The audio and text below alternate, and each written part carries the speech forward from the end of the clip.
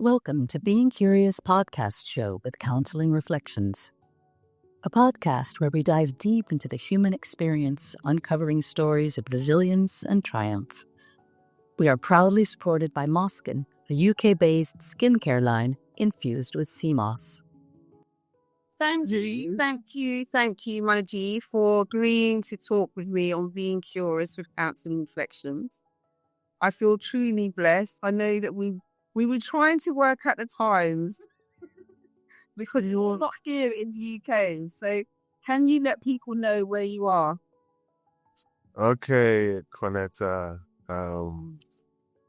You want me to introduce myself first, so we'll start with that. My name is Amoniko, and from the way I talk, it's obvious where I'm from. And I'm Orobo by tribe, and grew up in Lagos, Nigeria. And right now, and to add, my friends call me Money G. Some of them call me Legal. Yeah, a short form of Amoniko. And to add, because as we go along the way, this will help us. The meaning of my name is a child is better than money. So in Yoruba, we have Omoboriwo, and in Igbo, we have Wakego.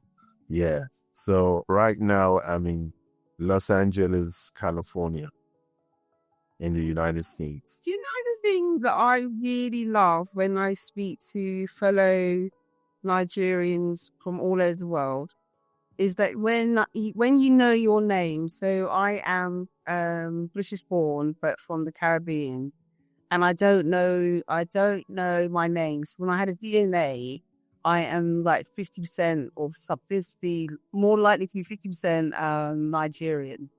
So when I hear people say their name and it has meaning, it just has such a beautiful, and it resonates with me because the name is Cornetta, and they used to take the piss out of me when I was at school because it's an ice cream called Cornetto.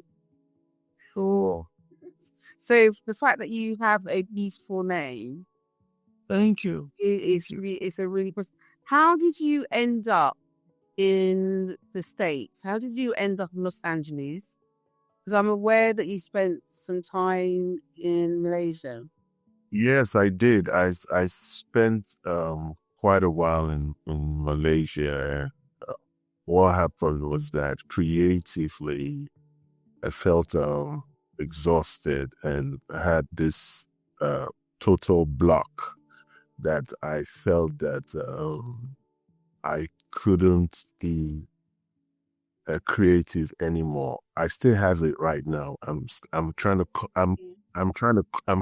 come out of it, because as a creative person, you realize that you need to be in I wouldn't say a creative atmosphere, but you need to be in a place where it helps your mind and it helps you as a person to be able to create artistically. So I felt that I had come to an end. It's a lovely place. It's a place that has done so much for me, has given me so much opportunities, but I felt that I needed a new space to be able How you got there? You talk about being creative and having a creative block, and so I really resonate with you because I went to art school, so I resonate with the process of creating, but I did it from a textiles point of view. How did you know that you were artistic or creative? Is it in well, that goes back to from very young, and it just started like my older brother. He's an artist, was into art from when he was also young. So following after him, I would see some complex drawings, I just take it and copy it, so yes. And, there were like, artworks from images he created from mythology. but the kind of mythology, obviously, he was reading books from, the West and all that. I can't remember none of their names now, but all those books that had on it the titles trilogy, all those kinds of things, some kinds of Spartacus stuff and all that, but infused with like the monster kinds of humanoid, those kinds of things. So I would draw them, and take them to school, show it to my friends, just for the fun and for the love of it. So I think that was how I knew, But and did your mom and dad let you become an artist, or did you figure it out different routes? I don't want to put anybody on the sun. I'll tell you as best as I can, because I know I said some things to you, before, we started this interview, last messages, and that will affect, most of what I'll say, and to let your audiences know, we, mostly as not just growing as African children. Let me speak from, where I'm from, as Nigerian children. Most of us are traumatized by different episodes in our lives, not just, as other people know it in other places in the world, like violence done to us, but no, none of that, but psychologically, as young people, we want things done in a certain way, but, so you get what I'm saying. So for getting this, the ways our parents and older people used to think, that wasn't the way to go. Yeah. That was just just. There was an expectation for you to do something different. But they don't. DNA or the genes configuration, both use of rubber are really great. It came naturally. Yeah. Natural. Yeah. So there wasn't, I can't remember anybody wanting to see anything like that or appreciating it. And, although my brother went on to university to study, fine arts in the university, and that, yeah. And for you, what was your journey as a creative? Did you start off drawing and you started off kind of copying? Yeah, that was how I started off, and eventually I didn't go to do much of painting or art or anything like that, but it was just mostly a thing in the mind, Okay. Yeah, so there was that feeling that you're in this place, but now I'm trying to find expression.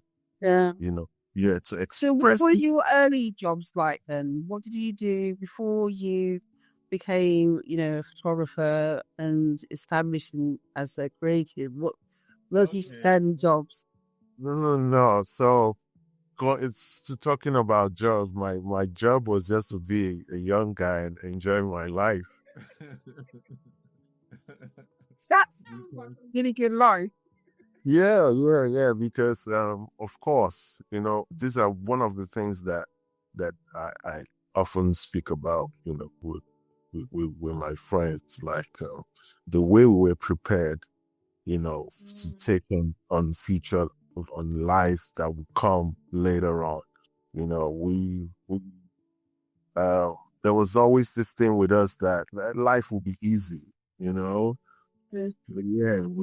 we're not thinking about working for anybody or anything like that. It wasn't part of the programming, not at all, so we just... What age would you say you was like that then? What age during that time when you kind of...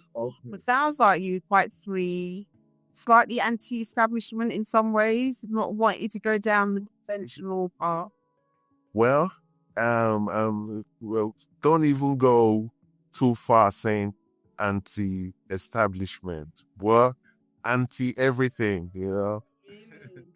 Really? Yeah.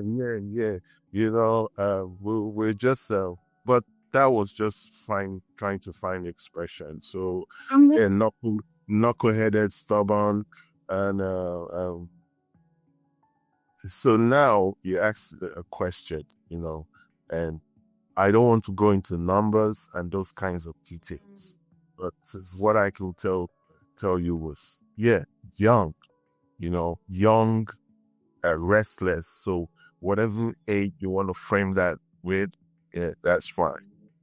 You talked about, like, you said, like there was like a traumatic kind of event, but it was a psychological trauma. Is that kind of to do with kind of colonialism or just the expectations of God? What was the trauma for a young person? Because on the other hand, you're kind of youthful and rebellious in some ways.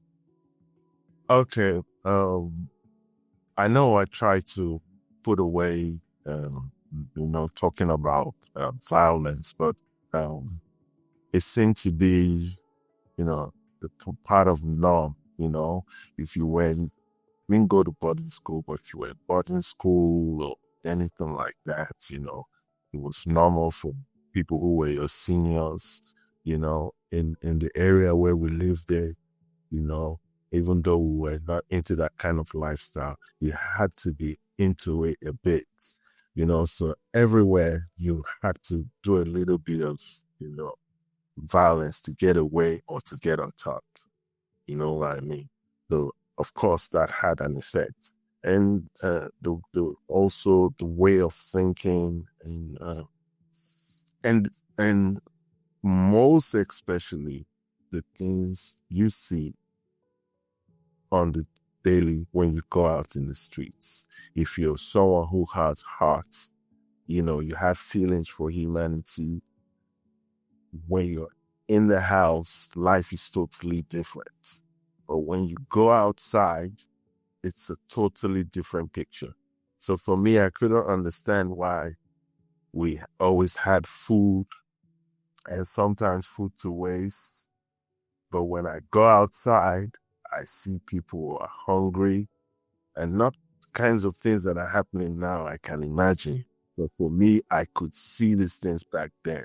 So what I would do, the food for the people at home, I would take it out and go and give it to the people outside. And that started my problems in the house and my experience outside. So because I felt that you guys at home, there'll always be food for you. But these guys, they don't have food to eat. So I do give them food to eat. Yeah. That must have been quite difficult, because when I'm listening to you, it just reminds me of my daughter.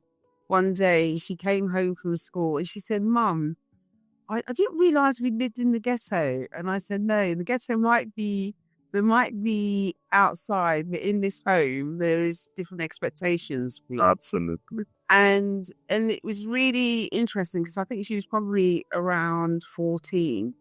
But the disparity between what you have as a family and what other people had outside, that's a profound effect on you. Exactly. How did that inform, you moving towards a more creative self? Did that influence the way that you kind of showed up in kind of the things that you thought about?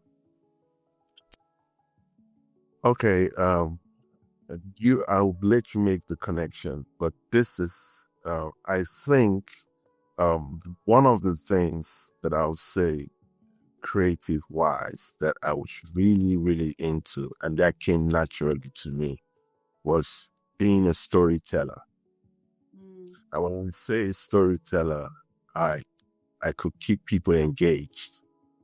We all sit down and I begin to tell stories, like the ancient traditional storytellers. So I saw myself doing that easily,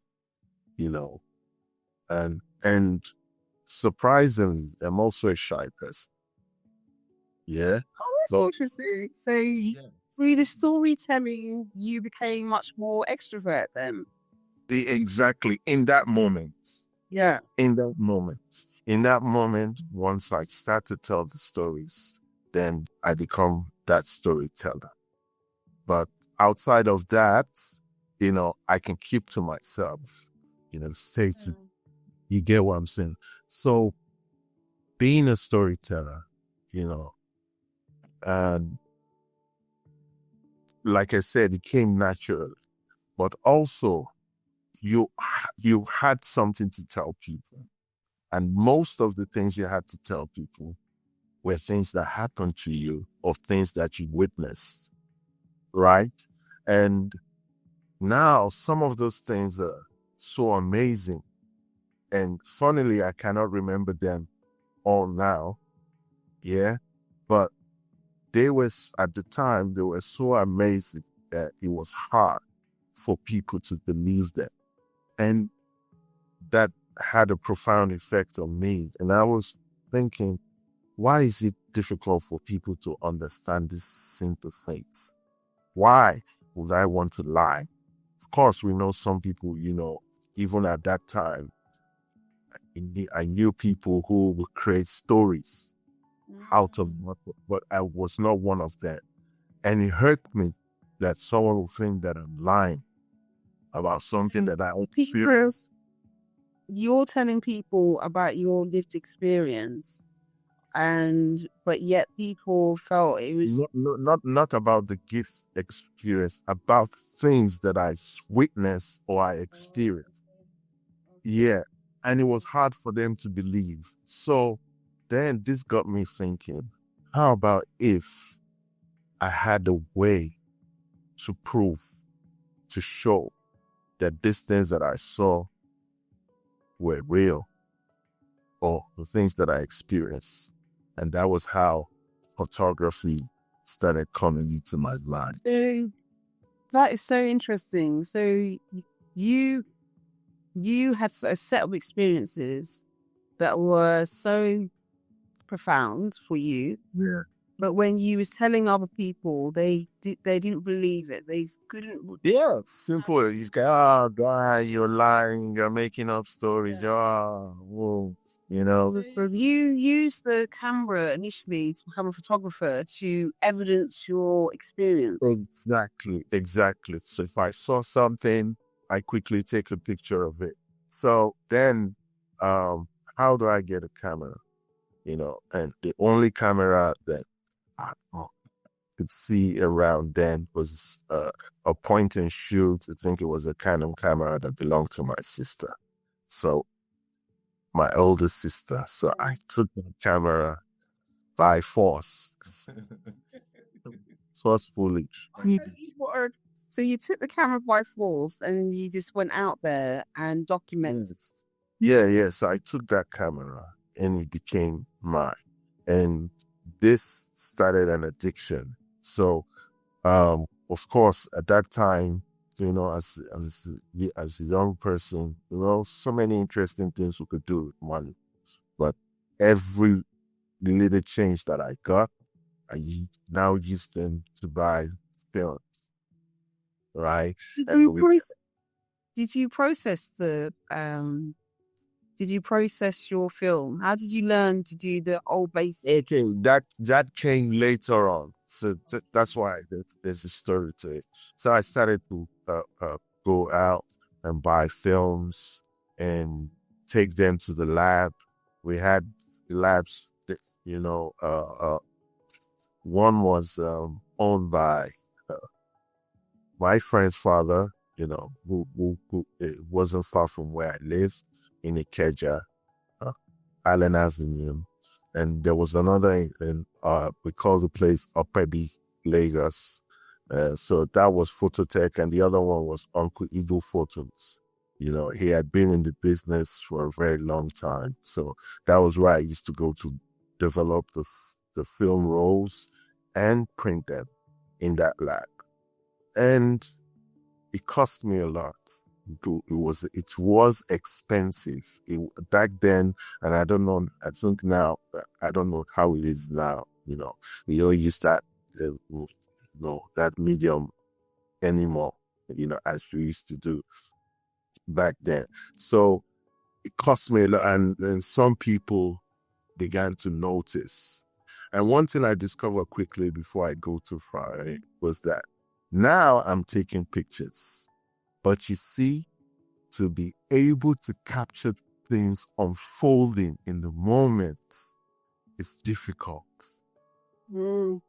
Yes. And that was when the idea also came to me that means you have to be with the camera all the time. So it's a gradual progression. Exactly. Understanding why you're there for that document. Exactly. Then there's another thing again.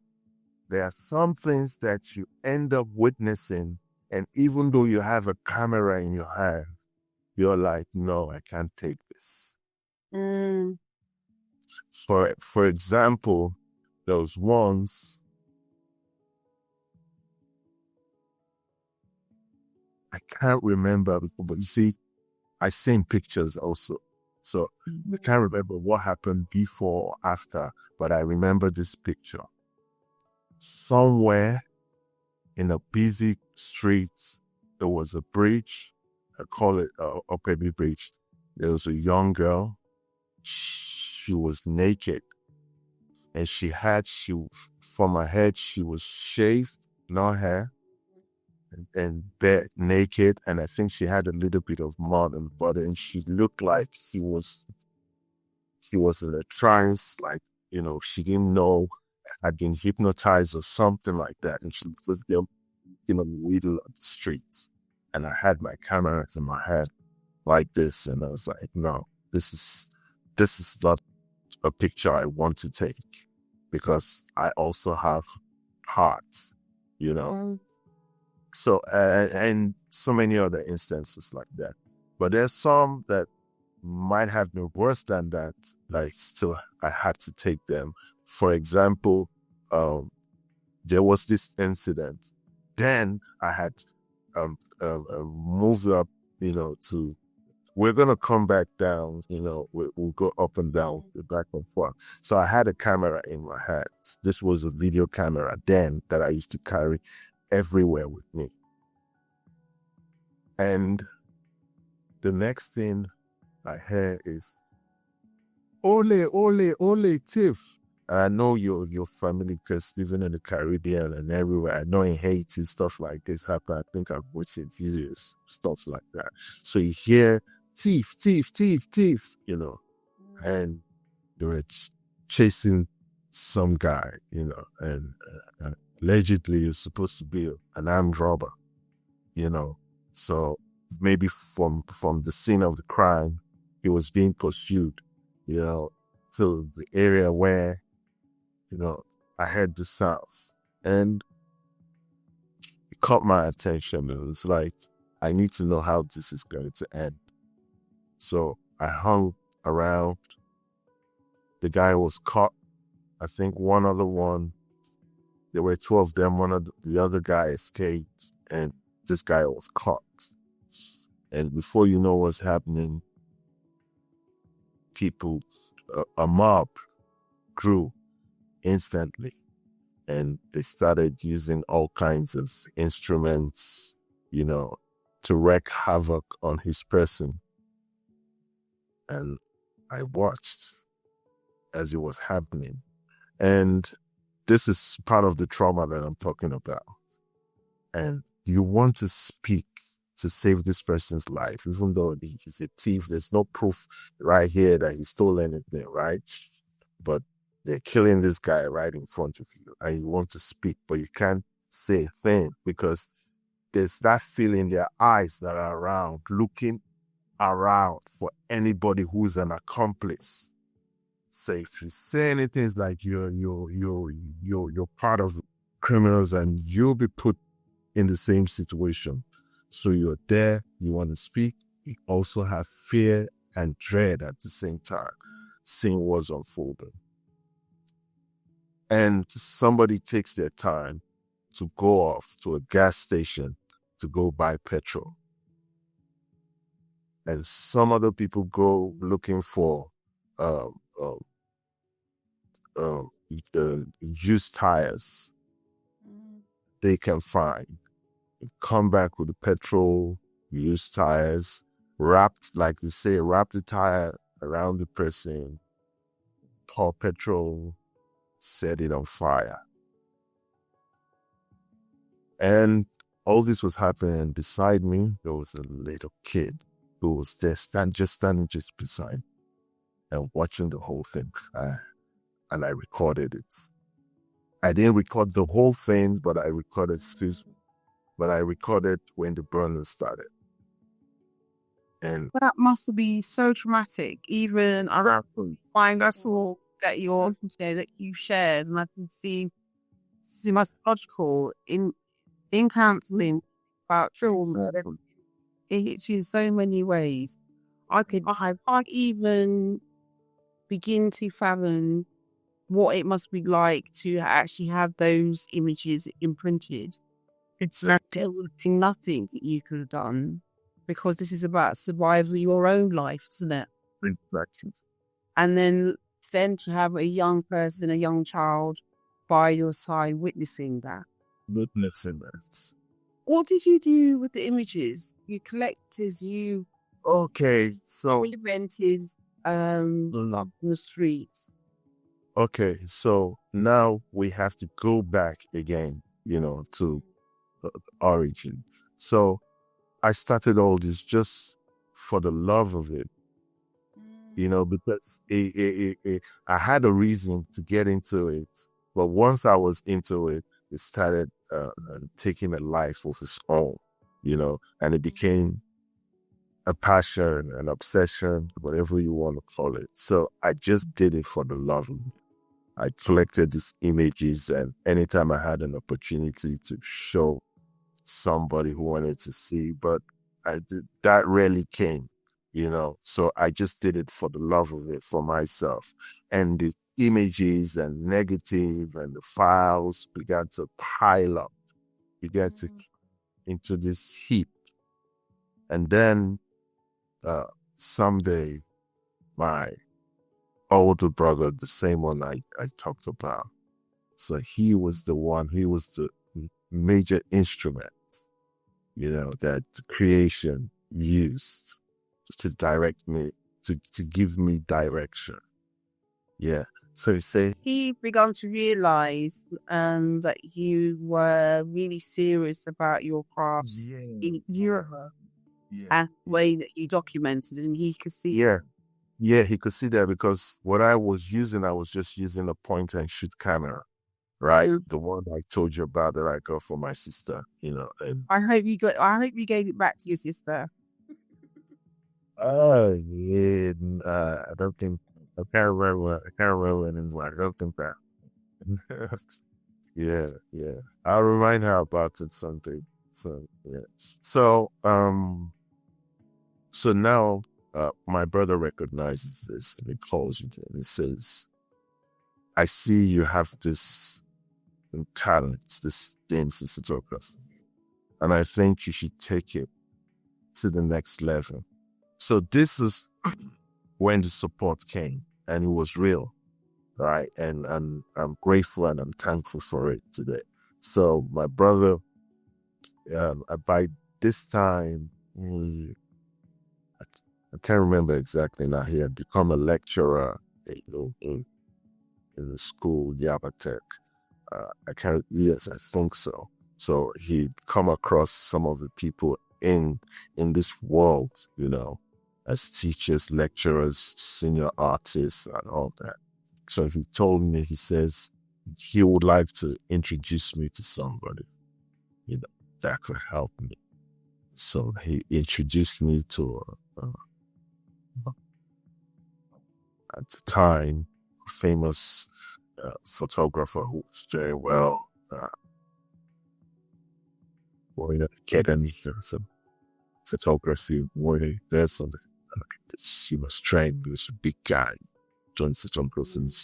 He was who He was positioned like Anila Bowies, that kind of thing.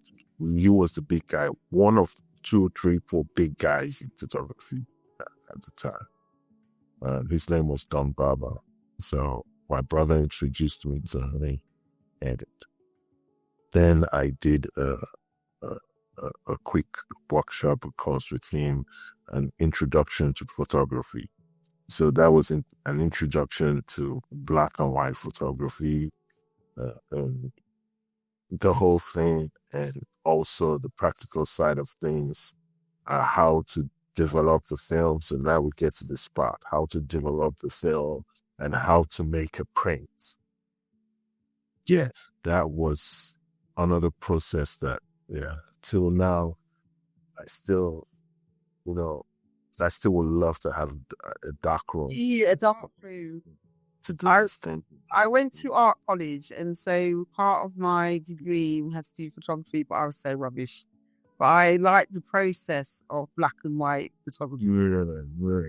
It was really something, And what was that like then? Because you are self-taught, you're drawn to storytelling, and so out there on your own, and now you've met this amazing person who's taking you under their wing and teaching you how to kind of do things. Yeah. So it was, for me, it was going back to ABC, because now I felt like, I had jumped the gun, Really? And in what way then? Why did you feel that? Yes, I could see things I wanted to photograph, and he recognized that too. There was no question about it. So but you need to now have the basics, know the basics, the ABC. So the ABC was to know your exposure, to know your shutter speed, to know your aperture, to be able to read light, to be able to see colors differently. So that was the basic. Did that fundamentally change the way that you saw imageries then? Once you... Okay, it's right. So it's like today, it's just like taking photos with your phone, with your mobile phone. That's easy, right? So the camera does all the work for you. Now, in this instance, your brain is working, your eyes are working, you're alert, and you're trying to capture what is in front of you. And it's technical. You can point the camera at something and you take a picture, and it's going to turn out, with a professional camera, it's going to turn out totally blurred, too dark, too bright. You don't see anything unless you know the ABC that I'm talking about. So that added some real interest. So right now, I'm doing something meaningful. I'm making progress in this, and I'm doing it the right way. And he taught me well. After, sorry. Yeah, and after that, I went on to do internship with him. Going around, learning by his side. Following him on shoots, and seeing how things were done. So how did in terms of your development, you've got these skills now, you've learned certain techniques, you've learned how to kind of process film. Okay, you asked me, the end game. So this was one of the things, thank you. So this was one of the things that I learned from him, that the end game is, if you're a writer, you get published. If you're a musician, you release albums. If you're a fashion designer, you make clothes, you have a fashion show, right? And if you're a photographer, you have exhibitions. You create books, coffee table books, and you get published. Yeah. So what was your first exhibition then? Or when, what was your... I haven't done not even one. Not even one. Not even one. Okay. My exhibition is in the minds of people. Not that I don't want to have, not that I don't want to have a physical exhibition, but something happened along the way that changed my view of everything. Now, okay, this is the very serious part of everything, my whole experience, and part of being where I'm, coming from where I'm from, so I had done this work when I started now doing photography. Yeah. For 5 years of intense work. Very powerful imagery. There's one of them that I still see, right? And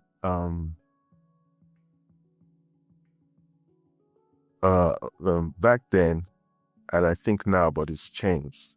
We had this refuse collectors that used to go house to house. You pay them, each month to come collect your trash every day.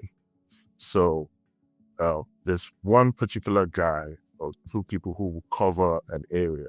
So there's this guy who covered our part of the area, and he came and parked his bicycle. And that bicycle had a sack, right, that he used to collect refuse. It was full on the bicycle, and it was just the bicycle standing alone. And I took the picture of that bicycle. And later on, when I printed the photo and reviewed the image, it was a sack that had the ruling party, the colors, the logo, the emblem. That was that sack. And there were other things that were written because it is a People's Democratic Party. And so for me, that one picture summed up my ideas about the government, politics, everything that I had been doing was summed up in one picture, right? And that was a powerful image for me that I knew this is one to keep, this is one to show. The ruling party, everything that is in it is trash. I think it's interesting you saying that, because I think I absolutely love photography. I love art because I went to art school, but photography, even though I'm so rubbish at it, and in the South Bank, so in London, not far from Westminster, there's a South Bank, and at the Royal Festival Hall, they used to have these massive outdoor photographs by war correspondents from around the world. And I don't know if it's always war correspondents. I think it's just like people who just documented life. But they would be on massive kind of galvanized prints.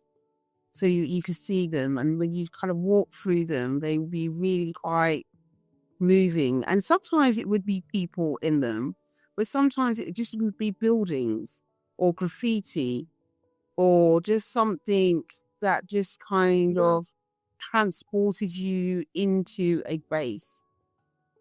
Yeah.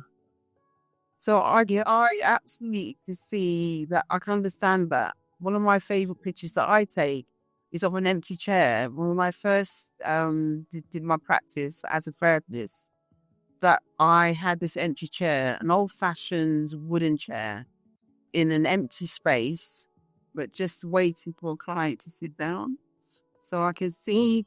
Yeah, I have photographs that I would see, a collection that I can share with you, and because so not to lose track of this story, like I said, it's an important part of how things turned out, how my ideas changed. So now, after working for 5 years intensely, creating images that for me or to any other observer, were really powerful images collected over a period of 5 years when I started out doing real photography. Our house then caught on fire and burned down to the ground. Oh, bless. Yes. So all the work that all your work from the beginning. cameras that I collected, everything went up in flames. And as you have it in a fire, everything gets burnt. But some things, some charred remains, still survive. So, because you have like a big box of negative rolls of film, so the fire destroyed most of it, but inside the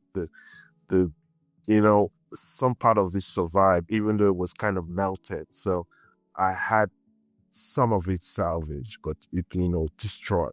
So I can't really remember if that particular, because when I was looking through the whole pile, I was just trying to see if that one photo survived.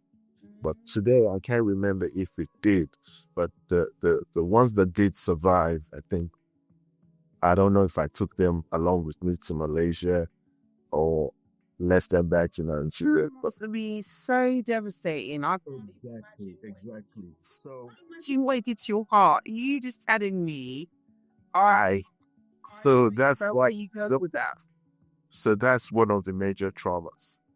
And like I told someone a few days ago, because I talk about it from time to time, it's how, and that was why when you told me you were a therapist, I said, wow, there needs to be a connection and a reason why. Because at the time, for me and maybe my brother who were in the house at the time, I was in the house. I witnessed the fire. My friend who was with me in the house still has an injury that he's nursing till this day. I don't want to make people look bad, because that's not what this interview is about, so it's hard for me to share some things that happen, so let me just stick to the photography aspect of the story. But just to add a little bit, I saw another side of humanity, one that I thought I recognized that day. I saw the good, I saw the bad, I saw the ugly. And the good part was, neighbors. A riot almost broke out there. That was how it was, because the fire department came. The truck was there right in front of the house. And they didn't pump no water. They didn't do nothing. They were waiting for whatever, I don't know. So when the house, finally everything got burnt, there was already a crowd of people. And those guys were going to be lynched, Then the same number of police people had to be there to quell, So this now, my cameras I don't have no cameras to take pictures of this. And another thing was, I was trying to go into the house, I know where to go to save what I need to save, but people were holding me. My friends said, you can't go in there, you can't go in there. I knew I could have run in and got this and that. They just saved what I knew I had to save, but they didn't let me go into the house. So I was there. I watched the house burn. So How did you get through that? How did you? Yes, I don't know if I don't know. Because Exactly, that was it. That was it. Nights after night after that, I had nightmares. I'm a child who from a baby, I was already having nightmares. Yeah. I used to sleepwalk. I used to see things.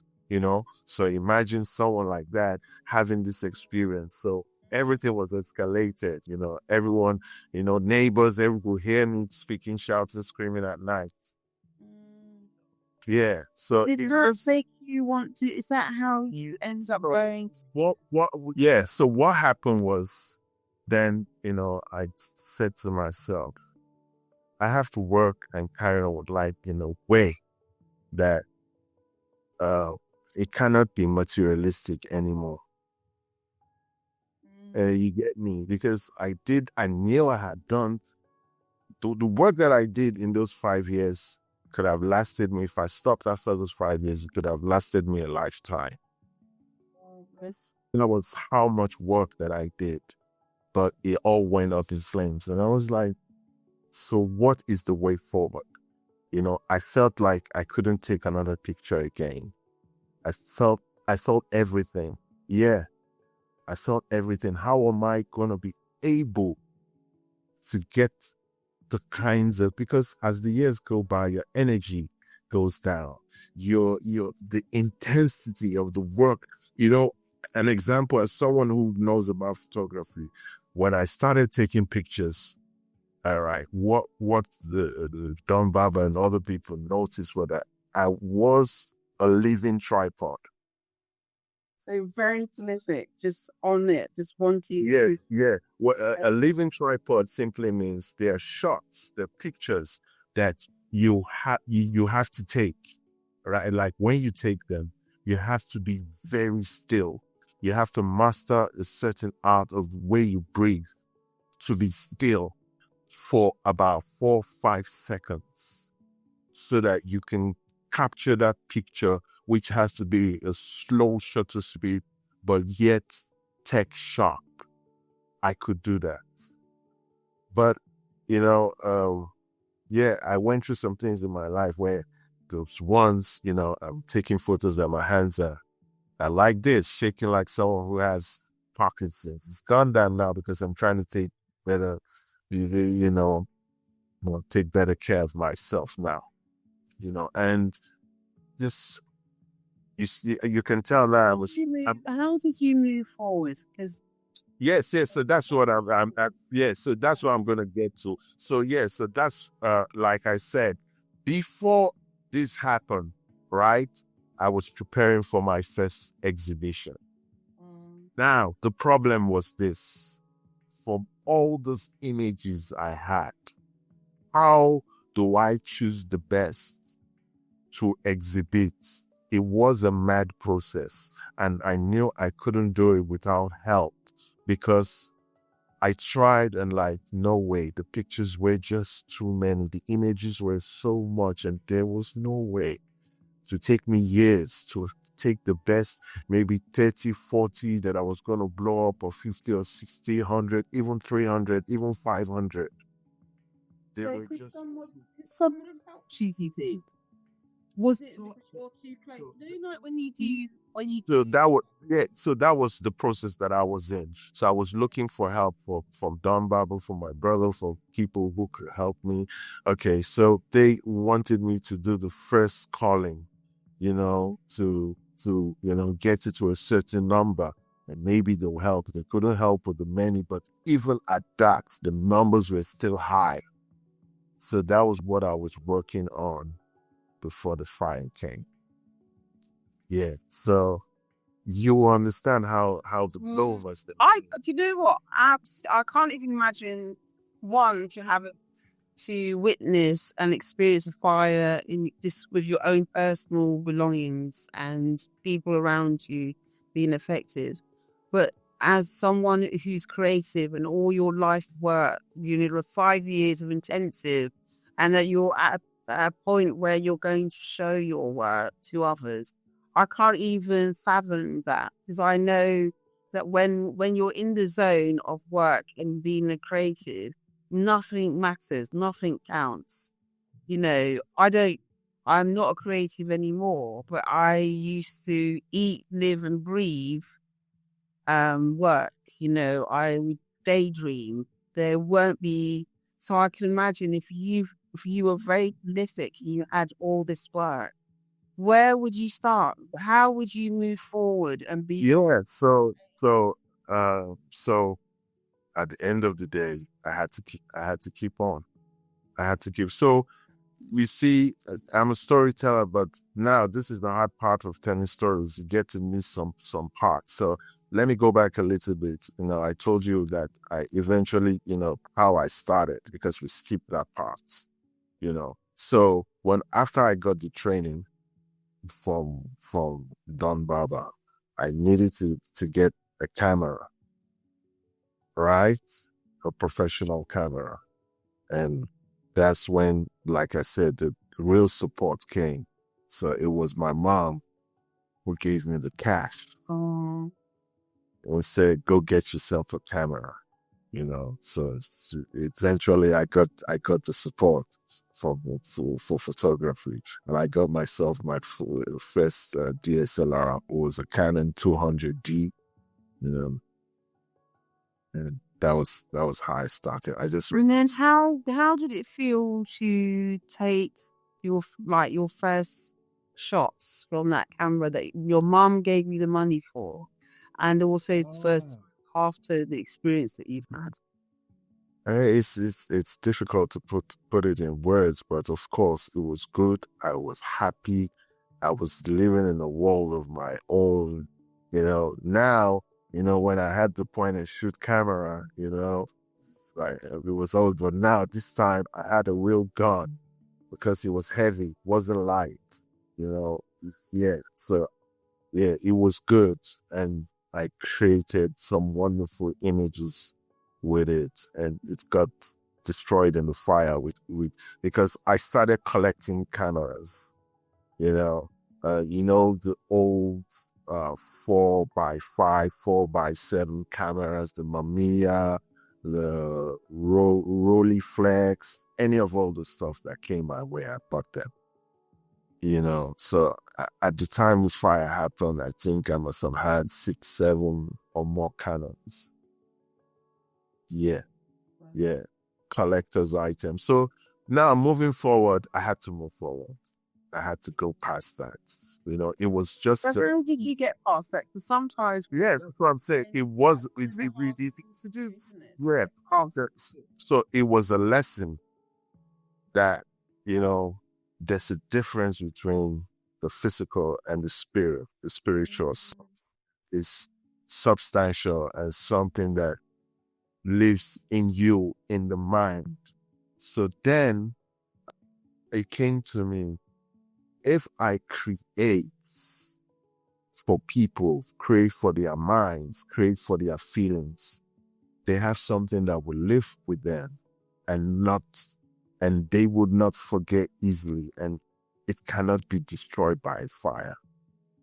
So that was when I got the idea that I want to create more of a feeling in somebody, create a feeling in them that even if that picture is destroyed, right, that image, I want that image to do the work it has to do for them, and leaves them with a feeling, leaves them with a memory that even if that picture is destroyed, we still have that. So now I have gone again to another level. So because to be able to do that, I also have to put my own spirit in the work that I do to be able to pass that on. It's interesting, because I'm listening to you, and it's almost like the rebirth, renaissance, and I really understand that. But after trauma, there's a post-traumatic growth, where I think you do. I think even in the most difficult times in life, what comes afterwards is so profound that you couldn't have got there in some way. You couldn't have been in your new level without going through some really difficult. That is the fire test. Yeah. Fire test, the rebirth, the trying of gold. So yes. So even though at the time it wasn't good, but you come to appreciate, it, afterwards. Just like so many other, events that were like then, because are you still documentary? You said this time I want to Okay. what Okay. out of that shit, that's that Okay. whole So you see, now there's a transition of just doing what you love primarily. That's the focus. Now there's a dividing line with what you love and what you get paid for. So you see, now it shifts from that just doing what you love to surviving, to paying the bills, doing that. So now I'd reached this level where maybe I'm good enough for people to pay me, right? So I start to do birthdays, I start to do parties, I start to do weddings, I start to do stuff like that, right? I start to do portraits, all that kind of stuff. So I get paid for that. And sometimes you get so busy year after year that if what you want to do for yourself is always in your mind. I want to do this. I want to go here. I want to do that. But you end up not having the opportunity to do that because you have to dedicate some resources, not only time, but finances. But the good thing is that I sometimes I got to do those things. And please let me go back to add some of the things that I did, why it was really painful to lose, because in the early days, I told you I could take out funds, resources, and go do these things. So one of the things that I would do is that I would get my cassettes as we have them then. We didn't have no MP3 players. So I'll pack my bag full with music, batteries, a Walkman. I still have one that I can show you here, Oh my gosh. Yeah, yes, a Walkman. I've forgotten. We might need to tell people what Walkmans are, though. Yeah, you were explaining to them. So I had my Walkman, all stuff like that in my bag. Then I would travel to, okay, like one instance, travel to my village, but I went to other villages.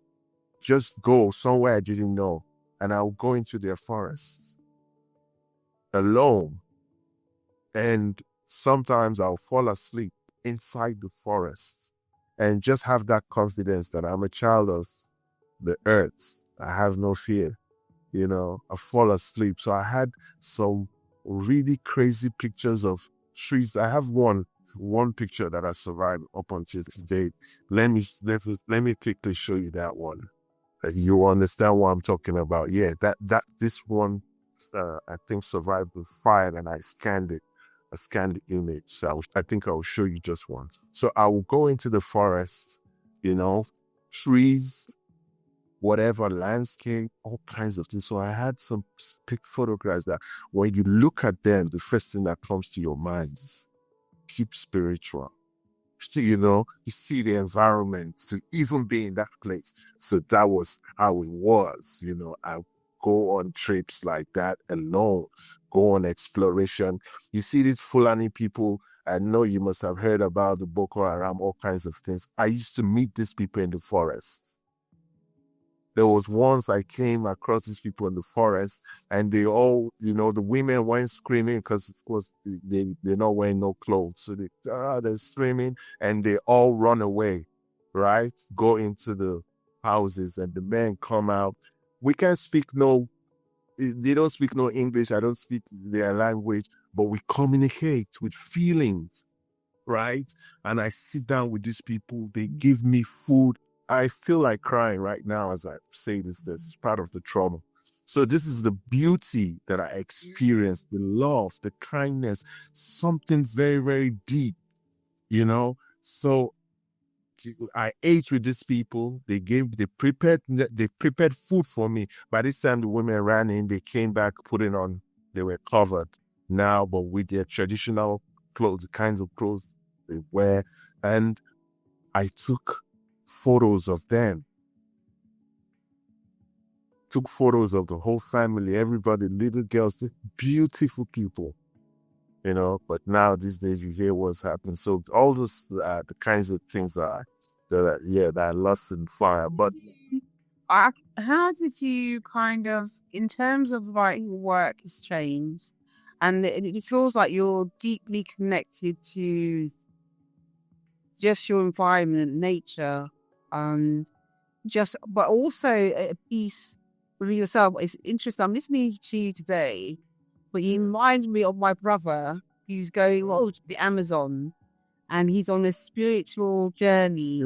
exactly, And they're going to kayak or boat down the Amazon, and he talks about, he was in Australia, and he talks about this going out with the Aborigines, just being in these spaces and just having a really beautiful connection with life. And it feels like through photography or just through your own journey, I don't know, maybe it's like a reawakening. You found a space where you can connect not only with yourself, but with other people around you. Exactly. So, just to take you a little bit into that, there are times that, even like I told you, there's sometimes that you don't even want it to be with a camera. Now it's not just about, because I heard this saying before that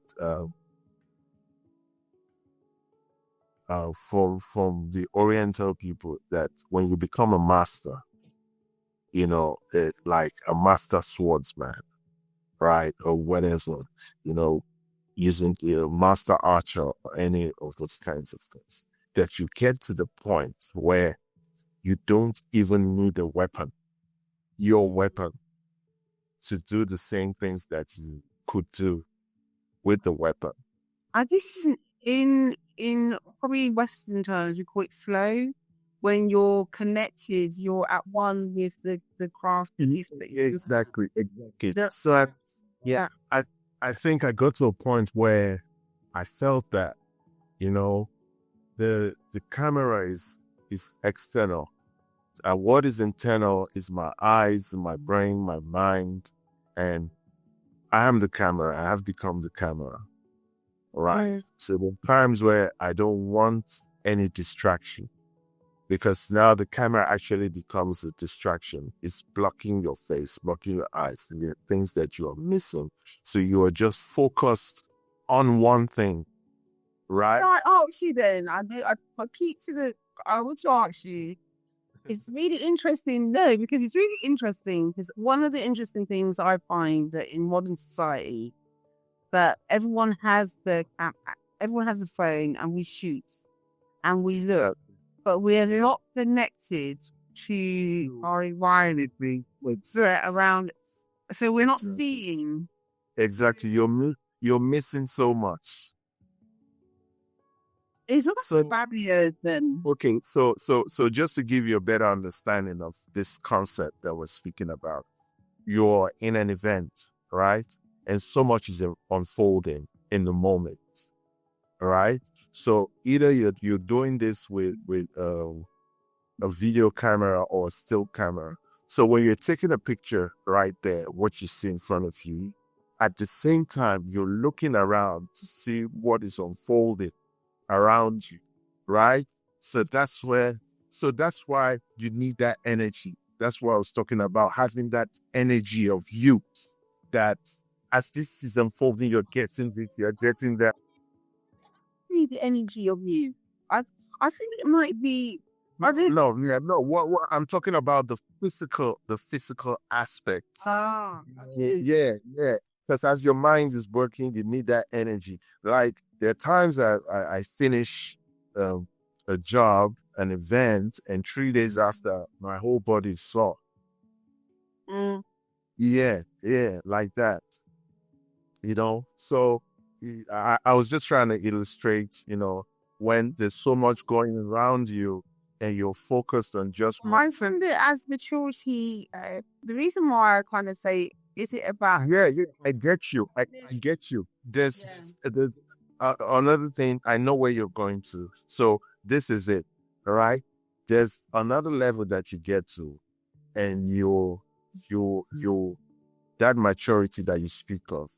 You look at the whole, right? And in the whole, you pick one little thing that can express the whole from the big picture, right? So, and when somebody sees that image consciously or unconsciously, they're able to have a discussion, a mental discussion with the whole.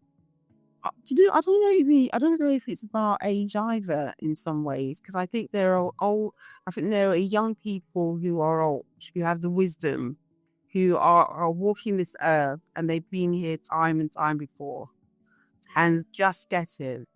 But I also think there's something beautiful about where I am at in my age, where maybe I don't have the energy of the youth, but I have the wisdom of knowledge of being here and experiencing things in a way that you can kind of just be more attuned to.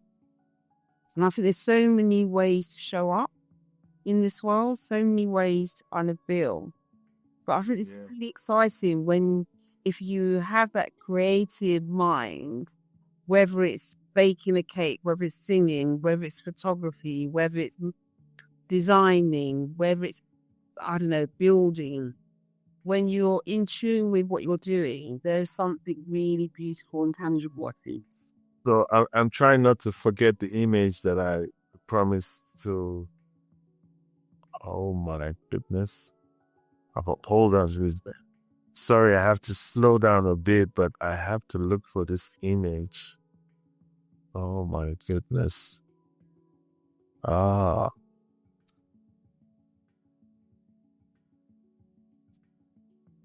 Okay, maybe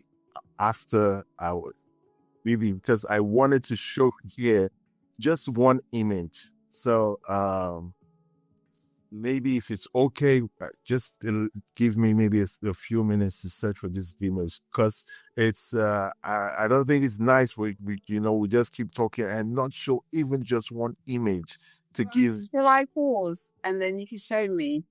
Okay. And then Okay. No, I'll show you. Let me just show it to you. Yeah, before we get back on, I'll just show you this.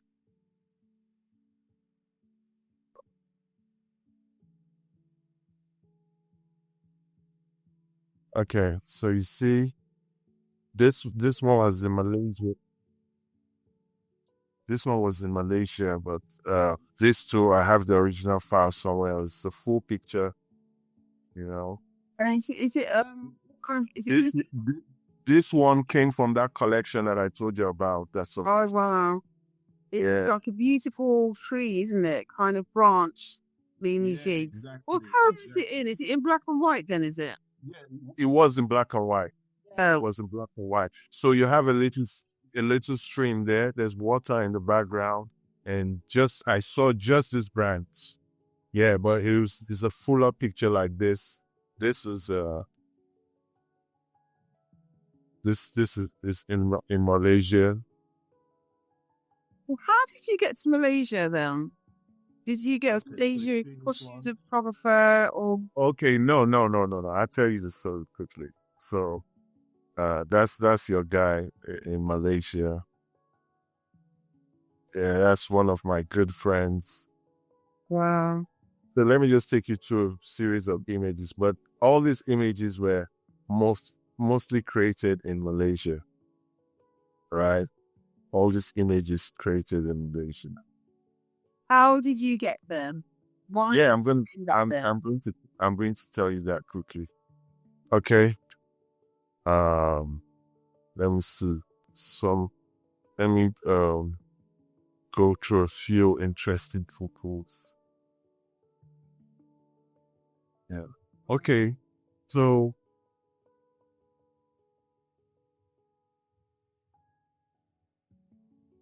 at this moment, because I just take the audio just to let everyone know that Money G's just showed me amazing array of photographs that he's taken. Some of them are like commercial for the commercial ones, and some are more on the kind of artistic side of things. Yeah, exactly. Like this one. And was it for magazine covers or? No, this was just a picture of, yeah. There's a picture of a lady with a headband, side profile. Yeah, she wanted a photo. She wanted photos. I did a little photo shoot for her. And while doing that, then I decided, okay, as always the case, let me do one for myself. And the ones that it's interesting, the photographs that you choose for yourself and the photographs that the clients want, are they aligned? And No. Most of the time, not at all. What they want is different from what I want. Yeah. There's some amazing photographs here. I can see why you have problems actually trying to select all kinds of. Exactly, and all these photos that I'm showing you here now are photos that mostly I took in. And okay, let me show you this one. So I'll quickly answer your question after this. Yes, quickly answer my question. Hold on. So this is maybe when you look at it, you can guess where this might. Where are you? No, let me go on and you. Yeah. Okay.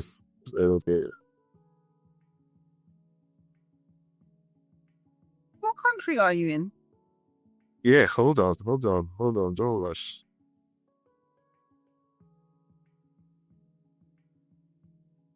See the tram? Holland? Germany?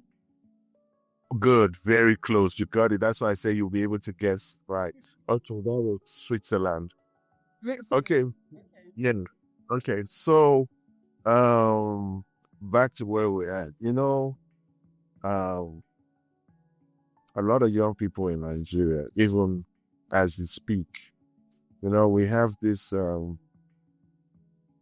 imagination, real or unreal, that there's a better life somewhere else, right? And we want to get out of the country to go experience that better life wherever it is. And for me personally, I've had that imagination for a long time, because I always used to feel that my way of thinking didn't seem to sync with most of the people, the population back home. I just had that, always had that feeling. So where I always wanted to experience the West. When I mean the West, here the UK, somewhere in Europe or America, just kinds of places I always wanted to. I felt that life would be better over there because we had our own frustrations, for me, we have power blackouts in Nigeria growing up, Personally, I never, ever accepted it as something normal. Even if it happened 1,000 times, hundreds of thousands of times, every time it happened, I was frustrated. Because for me, I associated darkness with darkness. Because from a security perspective and a spiritual perspective, darkness breeds darkness, right? When the streets are dark, people are able to commit crimes unseen. Street corners are dark, people do evil stuff. But when there's light everywhere, day and night, when you want to do something, you have it at the back of your mind that there might be somebody watching you or somebody's able to see you. So, and from a spiritual perspective, I felt like, when the light goes out and everywhere is dark, your thinking changes. But when it's bright and beautiful, your thinking Did changes. you then see kind of like coming to the West as not? Yeah. I'm just saying one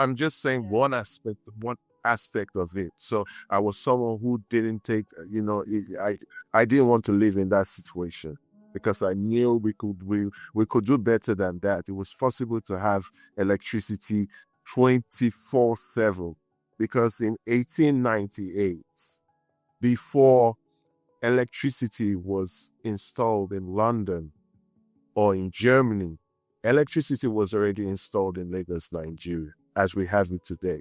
Back then, we had the incandescent lights that was being used back then, whether with gas or whatever. That was how, the streets were lit up, right? And there was a race between the British and the German. The technology already existed. So there was a race, to who will install this new technology first, right? Either in the city of London or in Bonn in Germany, right? So, but the British beat the Germans to it. The thinking then was, they knew there was a lot of power, in this technology, in electricity, and they didn't want to create something that would just, kill people. So they had to test it in one of their colonies, right? And they tested it in Lagos. So I've never heard this story. I have never heard of this story in Ellen Top's Ladder of Bones, the history of Nigeria from the 1800s till independence.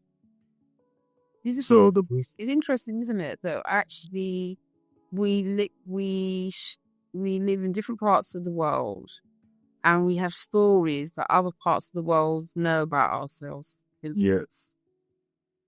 Yeah. I've never heard of that. Yes. Doesn't say that I know everything, and I wish I don't. But I'm also convinced that people here in the UK would be surprised about that information. Yes, please check it out. She was a wife of one of the colonial officers who was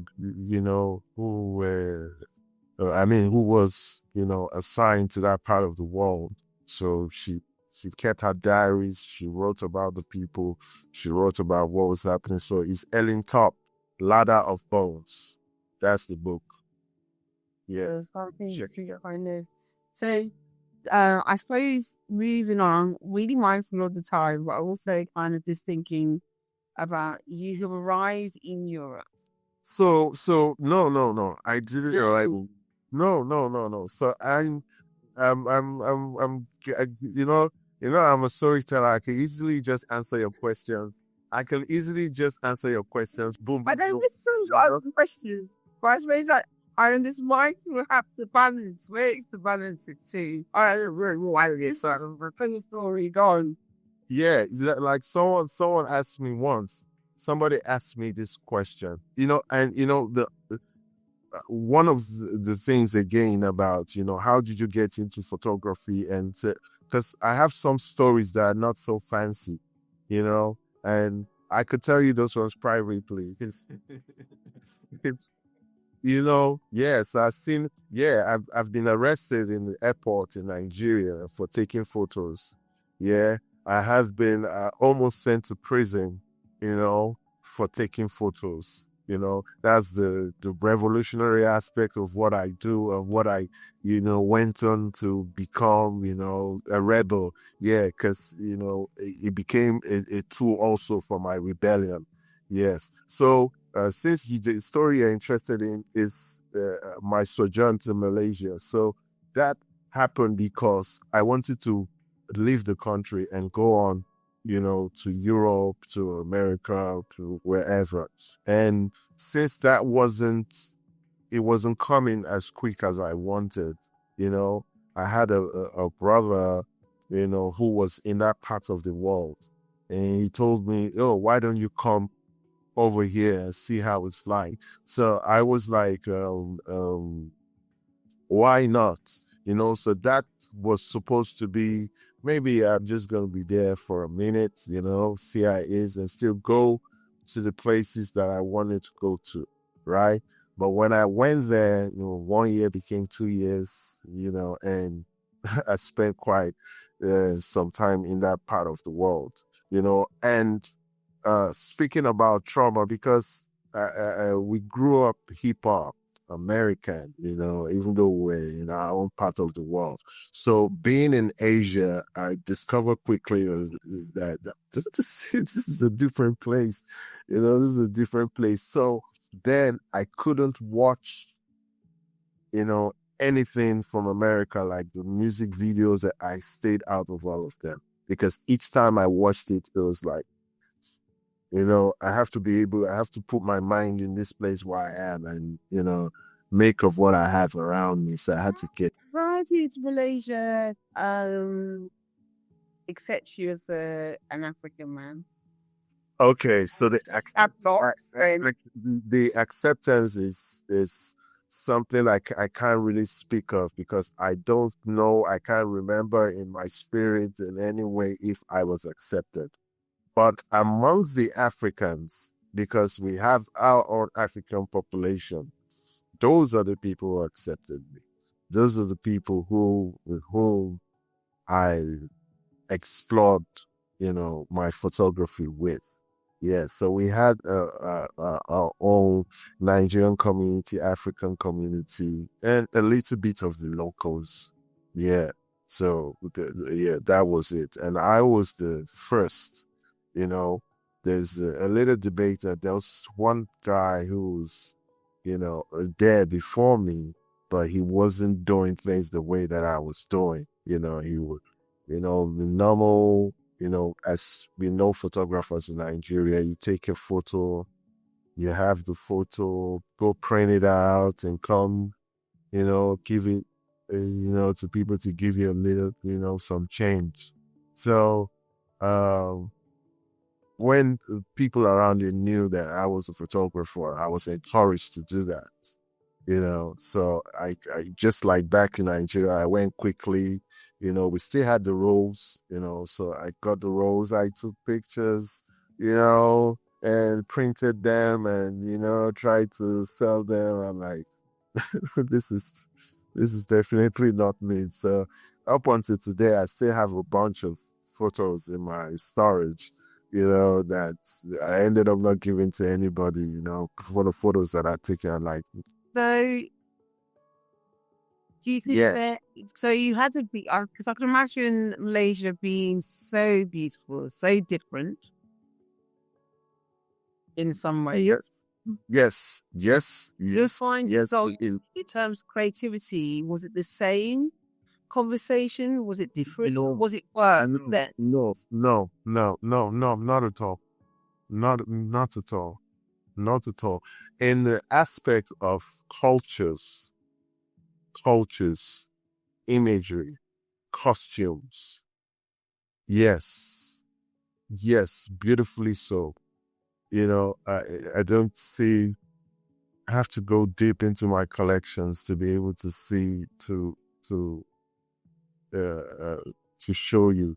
But this is just one image. Just a few images I'll show you now too. So when I speak of imagery, so the Chinese, they have cosplay,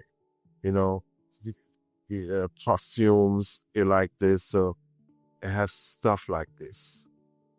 Is this why did you show me a picture of two women dressed in character? So like, what do you call them? Cosplay. Cosplay. Yeah. So so this is just one aspect of. So you have the traditional costumes, so there's so much. It's so rich, it's so rich. But since my own thing is this, okay, I go to show you. So you see, I don't know if I should be showing this. I hope they'll let me. Because I don't like going movies of private stuff that I've done. So this is a Nigerian guy and marrying a Muslim woman. right? And so this is an Indian couple, right? So you see what you're presented with, the things that you and What is the- wonderful, and these are really this is yeah, that's a Muslim woman. yeah, Yeah. absolutely. So you have, but you see, the thing with me was that this was readily available to me, to photograph. But for me, I was like, that's why I said there was a block. I got to a point where I was like, if I do not do enough African stuff to free my spirit, to give me that sense of place, I wouldn't continue taking photos of all this. So that's it. So for you Yeah. then, you look at Yeah. you're in a Yeah. beautiful place. So I have to be in touch with my roots, in this way. Yeah. It's interesting that you're saying that, because I think how I can relate to what you're saying would be, for me, like my family going back to the Caribbean each year and eating food and being by the sea and listening to and feeling the people. Exactly. Yeah. I honestly, I really hope that people could see your work, and I hope that you do have an opportunity to share your work, because it's So really that's your very idea. interesting. So this is one of those times where I wanted to, mix the photography with, yeah. I really love that, because it's almost got kind of painterly quality. So there's a photograph or portraits, and then it's got really, really strong imagery. Exactly. Let's see this. What would you call that technique then that you were showing? Well, it's as for the name, it's a picture, but like they're just making it look Like a very painterly quality to it. It's almost kind of grainy. Yeah. So this is another. That was for a wedding, and that's a Muslim family wedding. Yeah. And I was so up to you. So I suppose, like in terms of the work, and you said, okay, I need to kind of connect into my culture, my African heritage. Yeah. Otherwise, I don't see myself being able to do the work. But in our talk, you were saying that in some way you've lost your way. Where is it? That's that was what that was being in Malaysia. That's being able to create. It's like you see, like these photos I'm showing you, like when you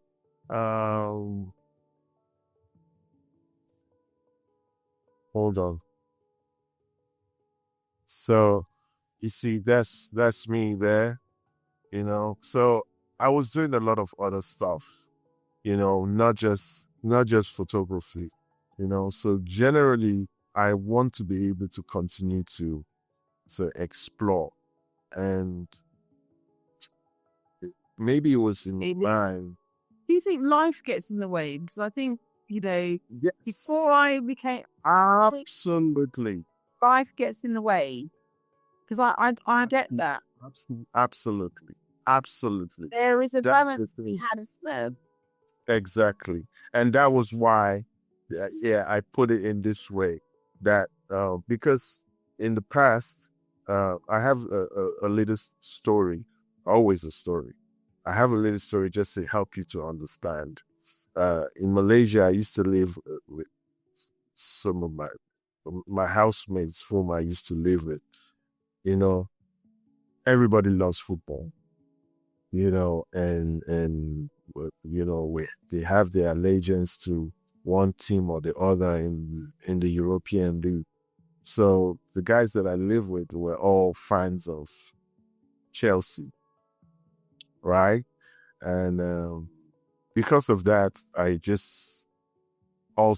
joined them as a fan, and it was interesting, But for me, what comes first is when the Nigerian team is playing, it's almost like a religion for me. I don't have no business with football. I'm not really interested in the sport, right? But when Nigeria is playing, I become a footballer. I'm kicking my leg, I'm shouting, I'm screaming, I'm into the game. Mind, body, and spirit. You get what I'm saying? And sometimes they really make us proud and give us this wonderful feeling, with what they do. So while living with these guys, whenever Nigeria is playing, I'm up and about, shouting and screaming.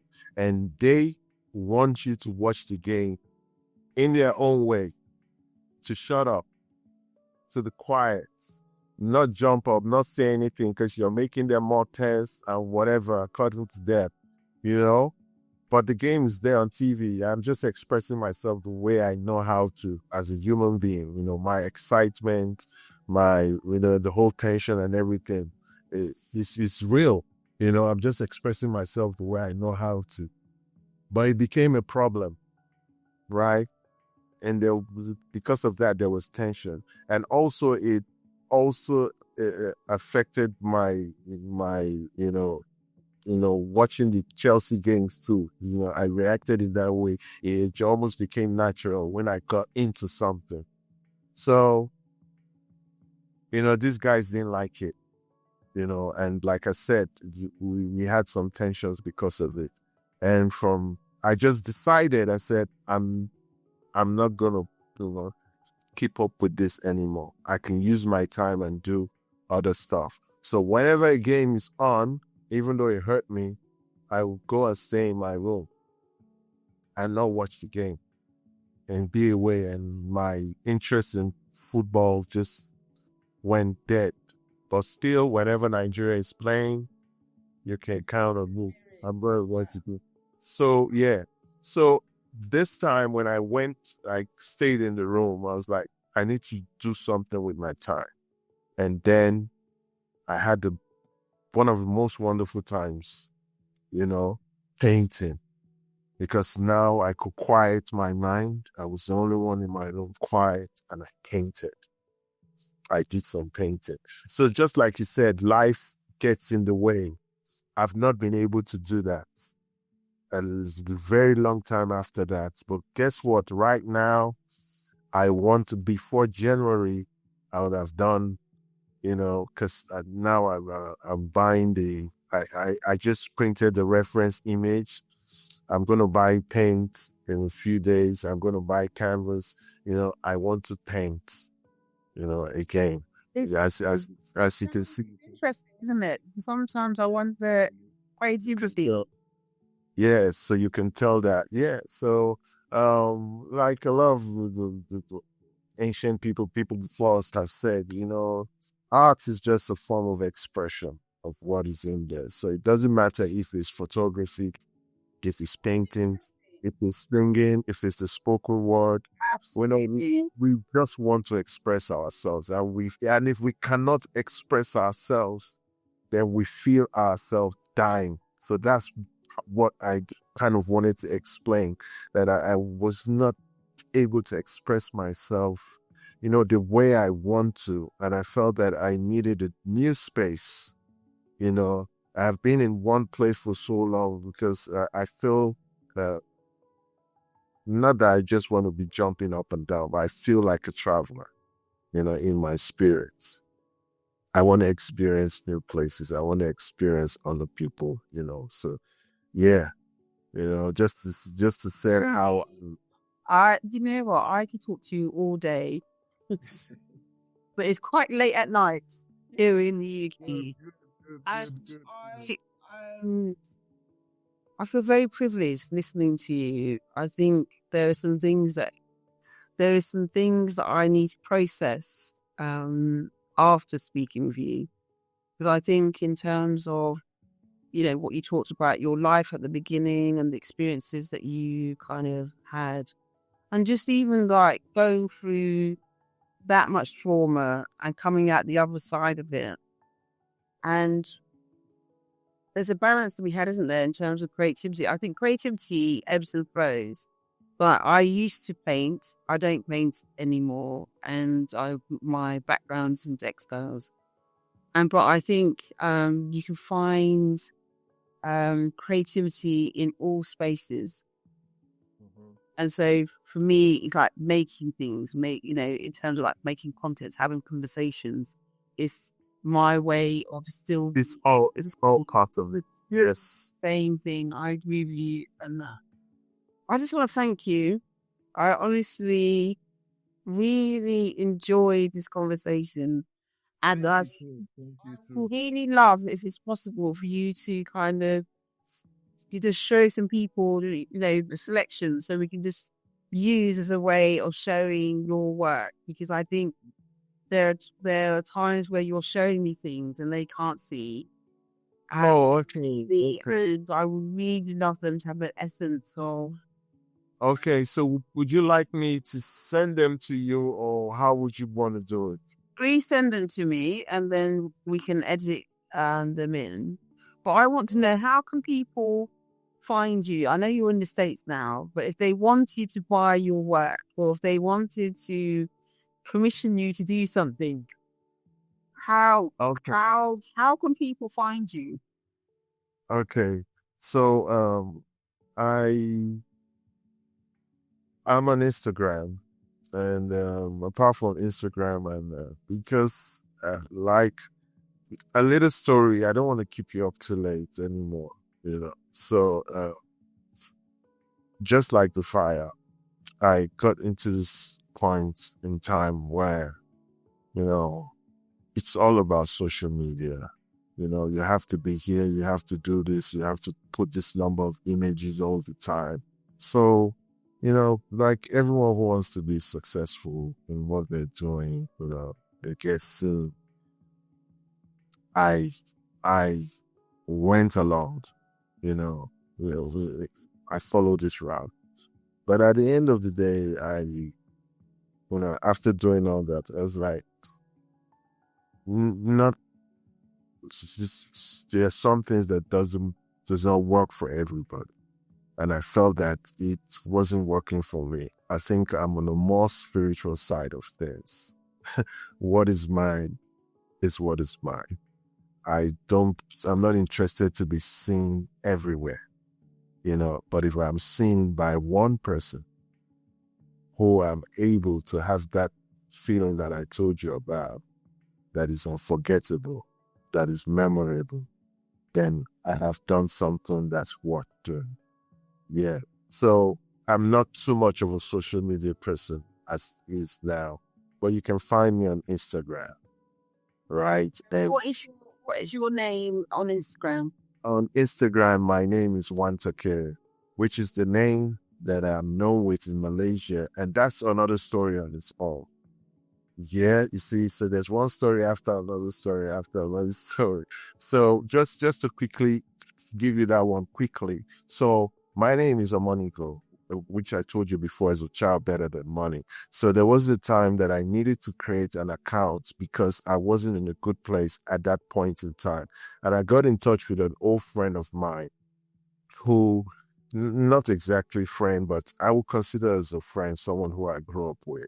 And, it's one of these people who is trying to measure to see where you are in life, to make a comparison to some other people, and that was hurtful for me to experience that at the time. So then we were using Facebook, and I was going to shut down my Facebook account that minute. But luck had it that after I finished speaking with her, I spoke with somebody else because I got so good, because I'm so sensitive, to people's feelings. And I know, I work with imagery. So you could post something, a picture or whatever, and I could tell what you're feeling and experiencing at that point in time. Right? So I saw that in somebody else, right, who was experiencing something, and I immediately reached out to that person. And in words, I could tell exactly what that person was feeling, sad and suicidal. So at that moment, I saved somebody, right? Just by being so much. And the thought came to me, I shouldn't shut down my account because of, that there's still a need for this, means of communication. But I said, okay, I wouldn't, just because of this person, I wouldn't continue to use this Facebook account. I will create something that's pseudo, something else that's not my real name. And the name came to me, Wantakere. And the reason for that is that I have a connection with a man who taught me a little bit of what we call its Igbo etymology, right? And it has to do with the Bible, the history of the Jews as being Nigerians, Igbo people, like that. So in Igbo, Wantakiri means a small child, So I just modified it as Wantakere. And the minute people heard that name, they loved it. And the name grew and expanded, and people from other parts of the world in Africa asked their friends, I hear this name Wantakere, what is it? Is it is it a brand or whatever?